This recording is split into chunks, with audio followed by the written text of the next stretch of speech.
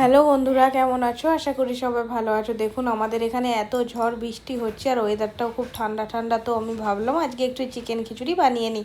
প্রথমে একটা ডেচকি চাপিয়ে তার মধ্যে তেল তেজপাতা দিয়ে পেঁয়াজগুলোকে দিয়ে দিয়েছিলাম।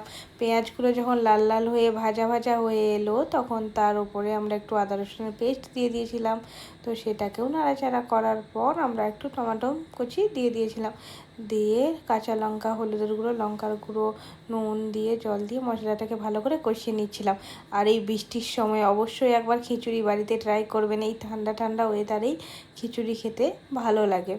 তারপর মশলাটাকে আমরা বেশ সুন্দরভাবে কষিয়ে একটু আলু আর কাঁচা লঙ্কা দিয়ে দিয়েছিলাম। দেওয়ার পর নাড়াচাড়া করতে করতে চিকেনগুলো ধুয়ে কেটে রেখেছিলাম সেটাও দিয়ে দিয়েছিলাম। দেওয়ার পর সেটাকেও নাড়াচাড়া করে কিছুক্ষণের জন্য মানে 5 মিনিটের জন্য ঢাকনা দিয়ে ঢেকে রেখেছিলাম। ঢাকনাটা খোলার পরে একটু জল বেরিয়ে গিয়েছিলো। নাড়াচাড়া করার পর এতে চাল আর 2 রকমের ডাল আমরা ব্যবহার করেছিলাম।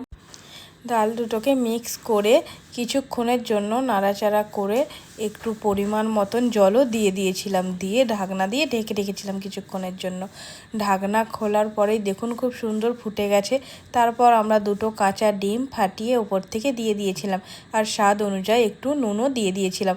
আর এই বৃষ্টির সময় কলা পাতাতে চিকেন খিচুড়ি অবশ্যই ট্রাই করবেন।